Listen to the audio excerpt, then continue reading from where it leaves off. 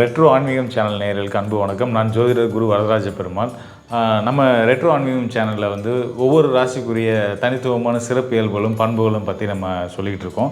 அது எதற்காக அப்படின்னு கேட்டிங்கன்னா, ஒவ்வொரு ராசியோட தன்மையில் அந்தந்த ராசிக்காரர்களுக்கு புரிஞ்சுக்கிற போது, ஓஹோ நமக்குள்ளே இந்த மாதிரியான சிறப்பு அம்சங்கள்லாம் இருக்கா, தனித்துவங்கள்லாம் இருக்கா அப்படின்ற மாதிரியான ஒரு சர்ப்ரைஸ் உங்களுக்கு கிடைக்கும். அது வந்து சர்ப்ரைஸ்க்காக மட்டும் இல்லாமல் நீங்கள் வந்து அதை வந்து சரியாக பயன்படுத்தி மேலும் அதுக்கான முன்னெடுப்புகளை கொடுத்து நீங்கள் உங்களோட நிலையை இன்னும் சீராக்கி சரியான பாதையில் நீங்கள் பயணிக்கணும், வாழ்க்கையில் வெற்றி அடையணுன்ற நோக்கத்தோடு தான் இந்த காணொலி செய்யப்படுகிறது. ஸோ தொடர்ந்து காணொலிகளை பாருங்கள். அந்த வரிசையில் இந்த காணொலி மூலிமா மகர ராசிக்காரர்களுக்குரிய தனித்துவமான சிறப்பு இயல்புகளை பற்றி நம்ம சொல்ல இருக்கோம். அவங்களுக்கான என்னென்ன விஷயங்கள் வாழ்க்கையில் செய்யணும், தவிர்க்கணும் அப்படின்ற விஷயங்கள்லாம் கூட நம்ம கூடுதலாக சொல்ல இருக்கோம். தொடர்ந்து பாருங்கள், கண்டிப்பாக உங்களுக்கு வந்து உபயோகரமாக இருக்கும். மகர ராசி அப்படின்னாலே வந்து காலபுருஷ தத்துவத்துக்கு 10ஆம் இடம், தொழில் ஸ்தானம், கர்மஸ்தானம்னு சொல்லுவோம். அதாவது சம்பாத்தியம், ஜீவனம் இதெல்லாம் குறிக்கக்கூடிய ஸ்தானம் வந்து பார்த்திங்கன்னா காலபுருஷ தத்துவத்துக்கே அந்த 10ஆம் இடமான மகர ராசி தான் வந்து ஜீவனஸ்தானமாக வருது. ஸோ அந்த ஜீவனஸ்தானமாக வர அந்த ராசி வந்து சனி பகவானுடைய வீடாக வருது. மகர ராசியோட அதிபதி யாருன்னு பார்த்தீங்கன்னா சனி பகவான். கூடுதலான சிறப்பு என்னென்னா, அதற்கு 2ஆம் வீடாக வரக்கூடிய தனஸ்தானம், குடும்பஸ்தானத்துக்கும் கும்பராசியாக வரக்கூடிய அந்த சனி, அந்த வீட்டுக்கும் சனி பகவான் தான் வந்து அதிபதியாக வர்றாரு. இப்படி ஒரு சிறப்பான ராசி, அதாவது ஒரே கிரகத்தோட ஆதிபத்தியத்தில் வர்ற அடுத்தடுத்த வீடுகளாக வரக்கூடிய ராசிகளில் மகர ராசியும் கும்பராசியும் ஒன்று. இது ஒரு சிறப்பான அம்சமாக நம்ம ஜோதிடத்தில் பார்த்துட்டு இருக்கோம். அதாவது மகர ராசிக்காரர்கள் அப்படின்னு எடுத்துக்கிட்டாலே வந்து பார்த்தீங்கன்னா, இந்த பக்கம் வந்து சிம்ம ராசி எந்த அளவுக்கு வந்து ஆளுமை, நேர்மையும் அந்த மாதிரி விஷயங்கள்ல ரொம்ப ஒரு கட்டுக்கோப்போடு இருக்கிறாங்களோ, அதே அளவுக்கு சற்றும் குறையாமல் மகர ராசிக்காரர்களும் நீதி, நேர்மை, நியாயம், நடுநிலை தவறாத அந்த ஒரு பண்பு, இது அதோடு செயல்படக்கூடிய சிறப்பு பண்புகளை கொண்டவங்க தான் மகர ராசிக்காரர்கள். சனியும் சூரியனும் எப்பயுமே பகைன்ற மாதிரி சிம்ம ராசிக்குரிய அந்த சிறப்பு இயல்புகளுக்கு சற்றும் குறையாத சிறப்பு வாய்ந்த ஒரு ராசின்னா மகர ராசின்றதை நம்ம எடுத்துக்க முடியும். அதில் எங்கெங்கெல்லாம் வெளிப்படும் அப்படின்னு பார்த்தீங்கன்னா வந்து ரொம்ப சென்சிட்டிவான நபர்களாக இருப்பாங்க மகர ராசிக்காரர்கள். அவ்வளோ சீக்கிரம் வந்து என்ன சொல்றது, ஒரு சின்ன விஷயமா இருக்கும், தவறு அப்படின்னு அவங்க மனசுக்கு பட்டுச்சுன்னா பட்டுன்னு அந்த சம்மந்தப்பட்ட இடத்துல இருந்து இல்லை அந்த நபர்கள்ட்ட இருந்து விலக ஆரம்பிச்சிருவாங்க. உடனடி அதை ரொம்ப யோசிக்கவே மாட்டாங்க. ஓஹோ இது சரியாக வராது, இவங்க தப்பாக போயிட்டுருக்காங்க, இந்த விஷயங்கள் தவறான விஷயங்களாக இருக்குது, அறத்தை மீறின செயல்களாக இருக்குது, ஸோ இது நமக்கு வந்து உடன்படாத விஷயமா இருக்குதுன்னு சொல்லி ஒதுங்கக்கூடியவங்களாக இருப்பாங்க. அதே மாதிரி பார்த்திங்கன்னா ஆளுமை திறனும் வந்து ரொம்ப சிறப்பான முறையில் வந்து மகர ராசிக்காரர்கள்ட்ட வெளிப்படும். அது ஆரம்பத்தில் பழகும் போதெல்லாம் வந்து பெருசாக அவங்க காமிச்சிக்க மாட்டாங்க. ரொம்ப தன்மையாக ஒரு டவுன் டு எர்த் அந்த மாதிரி தான் வந்து அவங்களோட பண்புகள், அவங்களோட ஒரு எப்படி சொல்கிறது, பொருளாதார ரீதியாகவோ இல்லை வேலை, இப்போ கல்வி இந்த வகையில் உயர்ந்து இருந்தாலும் அவங்க வந்து தன்னை வந்து சராசரி மக்களாக வச்சு பார்க்குறதுலாம் அவங்க மகிழ்ச்சி அடைவாங்க.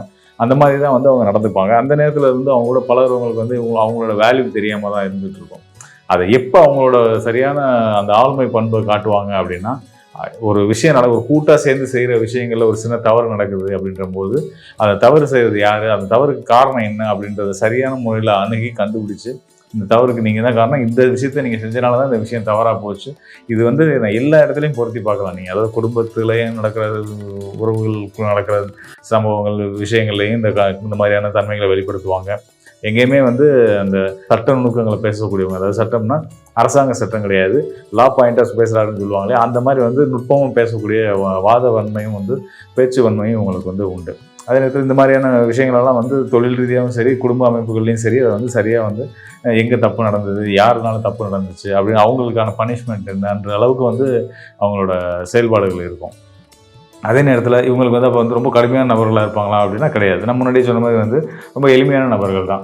அதே நேரத்தில் வந்து சிவபக்தி, குறிப்பாக வந்து இறைபக்தியில் சிவபக்தியில் வந்து ரொம்ப தீவிரமான ஈடுபாடு உடையவங்களாக இருப்பாங்க. இயல்பாகவே வந்து அவங்களுக்கு வந்து ஆரம்ப காலகட்டங்களில் பார்த்திங்கன்னா பெரிய இறை நம்பிக்கைகள்லாம் இருக்காது. கிட்டத்தட்ட வந்து கடவுள் மறுப்பு அந்த ஒரு நிலைகளை இருந்துட்டு தான் வந்து திரும்ப கடவுள் பக்திக்குள்ளே வருவாங்க. இது என்ன காரணம்னு கேட்டிங்கன்னா, எதையுமே வந்து அவ்வளோ சீக்கிரம் எடுத்துக்க மாட்டாங்க. எது நிஜமோ, எது அறிவியலுக்கு ஒத்துப்போகக்கூடிய விஷயமோ அதை மட்டும்தான் நம்புவாங்க. லாஜிக்கலாக யோசிக்கக்கூடிய தன்மைகள் வந்து இந்த சனியுடைய மகர ராசியில் பிறந்தவங்களுக்கு வரும். இது ஆணுக்கும் பிறந்தும் பொண்ணுக்கும் பொருந்தும். ஸோ அந்த வகையில் வந்து இப்போ நம்ம வந்து நார்மலான குழந்தையான இருக்கிற நேரத்துலேயே வந்து அவங்களுக்கு வந்து நிறைய புரிதல்கள் ஏற்படும். பக்தி மார்க்கத்தை பொறுத்த வரைக்கும் திருக்கோயிலில் போய் அங்கே தான் சாமி இருக்கா இப்படின்ற வந்து எதிர்வாதங்கள் பேசக்கூடியவங்களாக இருப்பாங்க. காலங்கள் கடந்து வர அவங்களோட அனுபவங்களையும் அவங்களோட யோசனைகளையும் அவங்களோட சிந்தனைகளையும் அவங்க தேடல்களின் பயனாக வந்து இறைவனை வந்து உணரக்கூடியவங்களாகவும் இருப்பாங்க. இறைவனை வந்து தீவிரமான சிவபக்தராக கூட மாறுவாங்க இந்த மகர ராசிக்காரர்கள். கூடுதலாக அதே நேரத்தில் வந்து முன்னாடி சொன்ன மாதிரி தான், அதாவது வீண் வம்புக்கு போக மாட்டாங்க, வந்த பிரச்சனையை சும்மா விட மாட்டாங்க, பெரிய லெவலில் பெருசுப்படுத்தி அதை வந்து எல்லாருக்கும் சபையில் அரங்கேற்றி அந்த பிரச்சனைக்கு வந்து நல்ல தீர்வு கொண்டு வரதில் வந்து இந்த மகர ராசிக்காரங்கள் வந்து ரொம்ப சரியான நபர்களாக இருப்பாங்க. இன்னும் கூடுதல் சிறப்பாக பார்த்தீங்கன்னா, இந்த மகர ராசியில் வந்து 3 நட்சத்திரங்கள் இருக்குது. அது உத்திராடம், திருவோணம், அவிட்டம். அதாவது இதில் வந்து உத்திராட நட்சத்திரம் வந்து சூரிய பகவானுடைய நட்சத்திரம், அவிட்ட நட்சத்திரம் வந்து செவ்வாய், அதாவது அந்த நட்சத்திரம். திருவோண நட்சத்திரம் வந்து பார்த்திங்கன்னா சந்திரனுடைய நட்சத்திரம். செவ்வாய், சூரியன், சந்திரன் இந்த 3 நவகிரகங்கள், இந்த 3 கிரகங்களுடைய நட்சத்திரங்கள் வந்து இந்த மகர ராசிக்குள்ளே வரும். இப்போ இந்த 3 கிரகங்களோட தன்மையும் கூடுதலாக சனியோட தன்மையும் சேர்ந்து இங்கே வந்து ரியாக்ட் பண்ணும். சனி செவ்வாய் சேர்றாங்க அப்படின்னா வந்து போராட்டக்காரர்கள், விடாமுயற்சியோட எதையும் போராடி அடையக்கூடிய, அதிரடியாக எதையும் அடையக்கூடிய பண்புகள் கொண்டவங்க. அதாவது யாருன்னு கேட்டிங்கன்னா, சனியுடைய மகர ராசியில் பிறந்து அவிட்ட நட்சத்திரத்தில் பிறந்தவங்க பார்த்தீங்கன்னா எதையும் அவ்வளோ சீக்கிரம் விட்டு கொடுக்க மாட்டாங்க, யாரையும் அவ்வளோ சீக்கிரம் நம்ப மாட்டாங்க, எந்த ஒரு விஷயத்தையும் போராடி அடையணுன்றதில் வந்து குறிக்கோளோட இருப்பாங்க. ஈஸியாக அவங்களுக்கு கிடைக்கிற விஷயங்கள் மேலே அவங்களுக்கு வந்து பெரிய ஈடுபாடு இருக்காது. அவங்களோட வாழ்க்கையில் எப்பயுமே வந்து எல்லா விஷயங்களுமே வந்து போராடி தான் கிடைக்கும். இதுதான் அவங்களோட இயல்பு. இந்த சனி மகர ராசி அவிட்ட நட்சத்திரத்தில் பிறந்தவங்களுக்கு. இதில் இன்னும் கொஞ்சம் தனித்துவமாக இருக்கிறது யாருன்னு பார்த்தீங்கன்னா, இந்த நம்ம மகர ராசி உத்திராட நட்சத்திரத்தில் பிறந்தவங்க. இவங்க வந்து தந்தையோட நிறைய கருத்து முரண்படுவாங்க. ஆரம்ப காலங்களில் வந்து பார்த்திங்கன்னா, தந்தையோட ரொம்ப நெருங்கின ஒரு நட்புறவை கொண்டிருப்பாங்க. ரொம்ப தந்தையும் பிள்ளையும் வந்து பார்த்திங்கன்னா நண்பர்களை போல் பழகிட்டு இருப்பாங்க. ஒரு குறிப்பிட்ட ஸ்டேஜுக்கு மேலே வந்து பார்த்திங்கன்னா, அது வந்து அவங்களுக்குள்ள நிறைய கருத்து முரண்கள் வர ஆரம்பிக்கும். ஸோ அப்படி ஒத்துமையாக இருந்தவங்களை எப்படி மாறினாங்க, எப்படி விலகினாங்கன்ற மாதிரி யோசிக்கிற அளவுக்கு பெரிய ஒரு வித்தியாசத்தை அவங்களோட வாழ்க்கை முறைகளில் காட்ட ஆரம்பிப்பாங்க. இது எதனால அப்படின்னு கேட்டிங்கன்னா, இயல்பாகவே வந்து பார்த்திங்கன்னா சனி வந்து சூரியனோட பிள்ளையாக தான் வந்து நம்ம ஜோதிட சாஸ்திரம் சொல்லுது.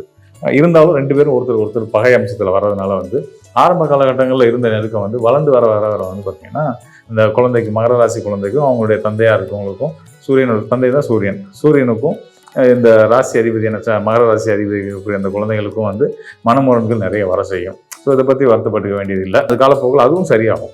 அதுவும் நீடிச்சு அப்படியே இருக்குமானா கிடையாது.